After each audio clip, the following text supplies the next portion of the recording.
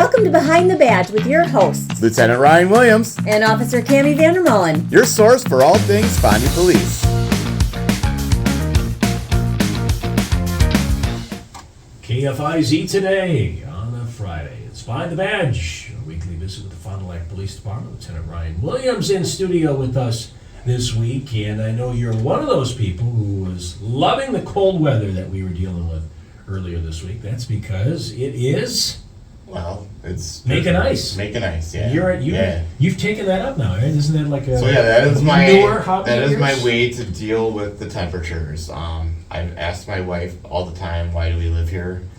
And so that is my way to try to deal with the weather. And I think it is. It's actually a good perspective. Like I bought some ice fishing gear and I'm trying to get into it. I've realized I don't have a lot of time, so. I was gonna say, where do you fit that into your schedule?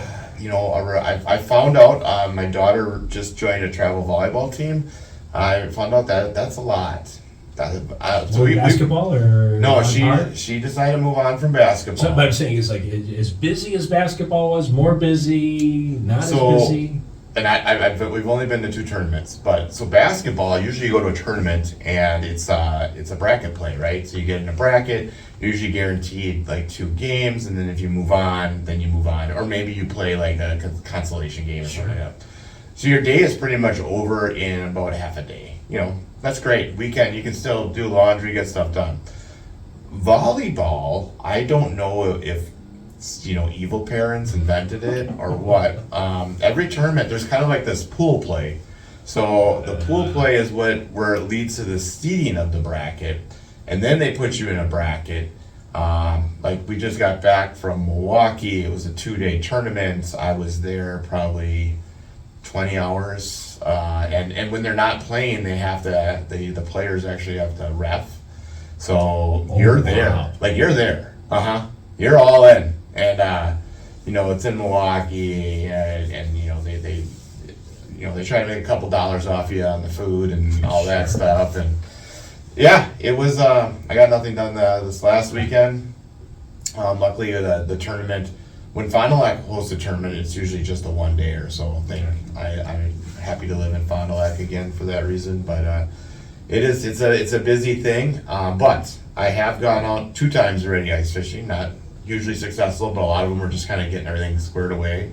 I think I have like 1 20-inch northern to show for it. That's something. It's something. But I plan on getting out here in the future, but I'm not doing the spearing. We've talked about this, right? You've done spearing, right? No, I have never ice fished. I've never speared. Oh, that's right. You're like, yeah, okay. I wouldn't say I'm willing to check it out once. All right. And Maybe we should do a show from the ice hole. That would be fun. That'd be fun. Yeah, like get out there. Yeah. Because you've never speared either, right? I have. Oh, you have. Okay. But you said that's sitting miserable. there staring at a hole, waiting. So yeah, it was a funny story. We had 2 officers that they kind of inherited ice shanty, and they didn't want to store it. And I always my in-laws were all in. They were like the spearing family, right? They all did it, and so I wanted to get into it. And they basically gave me. I got a shanty for free, and I wish sturgeon spearing started on a Friday night, even though like not as many people do it. But what happens is you always gather on the Friday night, right? Yeah. And then it starts early Saturday morning. I gathered with some of my friends that we got together and probably like celebrated our togetherness a little bit. Yeah. Still got up Saturday morning, but man, I did not feel like looking down a hole for hours on end. At least not that hole. Right. Yeah, exactly. And it was a miserable day, miserable experience. I wish it wasn't. I've been out there. So the next day, my friends had all left, and I went out there again on Sunday, and I had a flat on my shanty, and I just wanted to pull it off, and we were 3 miles out there on the ice, which is a horrible feeling, I think. Ooh, I don't think you ever get used to it. That sounds terrifying. And there was cracks, and I basically had to change a tire, run into town, get a new tire, put it on there. And while I was changing that tire and it was snowing down upon me, I declared that I am done sturgeon spearing. That's understandable. But Wow.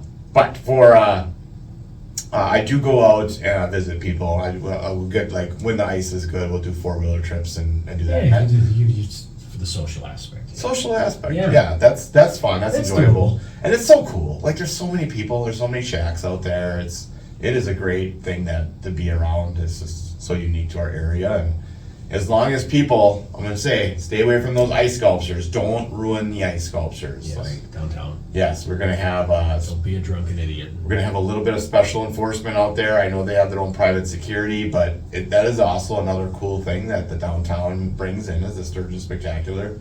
I'd hate for people to ruin it, and I just let's keep something cool in Fond du Lac, Did I just eat up our show like in 2 weeks? Because we'll be going into Sturgis yeah. for the weekend. I know. Well, I'm it's so such a curious. big event, It is. right? It's worth talking about. We'll bring it back up. You know what? And then I'll have an ice fishing report. Okay, because And hopefully I can add to my one fish total. Where did you go? Did you go on Winnebago or? I went on Winnebago for the first one. It was horrible. Everything that could possibly go wrong went wrong. Okay. And I only was out for like a half hour because my drill stopped working, which is very important. So I Yeah. chiseled my first hole out. I was in way too shallow. I spilled coffee or everything. One of my rods broke. So that was very short-lived. But whatever, it was something. And let's see where I was at. And then I went out on Crystal Lake, which is by Elkhart. Okay. And that was when I caught the northern. That was fun. I went with in-laws, so Maybe just stick to that. yeah. As opposed to like Winnebago, it seems to. Yeah. Well, there's police stuff, right? That's what I'm hearing. Yes, you are, behind the badge. So, and it's a busy time, you're saying, at the police Oh, department. that's so busy. There's so many things going on. And what I was going to bring today was, I think a lot, we talk about getting hired on. I don't think we really talk about internal processes for like special units and stuff like that. And I was going to talk about how people get on that. A lot of people, and this started with CSI. Like, back in when I worked I think we've covered this. I worked night shift for 11 years here, and you talk to people, and they had like a little bit to drink outside the bars when you're patrolling, and they all say that they're criminal justice majors, and they say, well, what are you going for? And they'll say CSI. That shows CSI. Everybody wants to be a crime scene investigator. Like, that's like the dream. But unfortunately, that's really not a job in most departments, unless you're like, like a bigger like Milwaukee department or something like that. There's not really crime scene investigators. They're just like detectives or someone that has that role as well. So just like that, some people do get in law enforcement. That's what they want to do. However, it's these other jobs you have to kind of do. And one of those is like an evidence technician. So we have, instead of a CSI, we have evidence technicians. And what happens is when there's like a call, we recently just had a robbery at a gas station. Like, they might call in the evidence technician to come and process evidence. And they're doing all the same stuff that you'll see on CSI as far as like lifting fingerprints and, trying to find DNA stuff. I mean, DNA is everything now. And then getting videos and all that stuff. But a lot of that stuff truly is handled by our just regular patrol officers. So they'll do a lot of that. It's only like the bigger cases that they'll call in an evidence tech, and then bigger cases, they'll call in the detective bureau. So for that internal job, you just apply for it. And I believe that's kind of one of the ones where they put you on a list, and kind of your supervisors all get around and they say, well, who would be good at this? Who's done good work? And they kind of just pick you. Some of our other internal jobs are a little bit harder. So we have one that near and dear to my heart is field training. Like, so we have our FTOs. I think we've had a lot of people that have been on FTO here. We haven't had a lot of FTOs. That would be good for somebody in. Probably, I can say this about 5 things I've done, but probably one of the most rewarding things I've ever done is being an FTO. It's basically a coach. You're a life coach for someone for about 4 weeks, and you can kind of like steer how they're going to police kind of around how you think would be best and keep them safe and make them be good backup officers and safe officers and stuff like that. So it's really rewarding. But that one requires quite of a process. So we want to make sure we have the right people training our officers too. So there's like an interview panel. I believe I'll be on that panel. That makes sense. Yeah, that would make sense. And then there's an assessment where they actually have to show us that you can train somebody, right? So we set up a little bit of an assessment exercise. So that will be going on shortly, because we right now have 6 people in FTO. Wow. And through other promotional processes, we're losing some of our FTOs. A shout out to Officer Trent Smith, one of my our great FTOs that's got promoted to detective. So unfortunately he can't be an FTO, he's a detective. So now we got to fill the ranks with some of our younger officers, and we're a young department, so we're going to have some younger FTOs that I might have to train the FTOs a little bit. But to do that, then they send you to a 1 week school and to become a field training officer, and so that's that process. We also have everyone's favorite. This is the most popular one that's up right now, and that is the drone robot team. So a lot of people want to be a part of that. It is cool. They got a brand new van that they should be revealing here shortly, where they have all the drone robot equipment.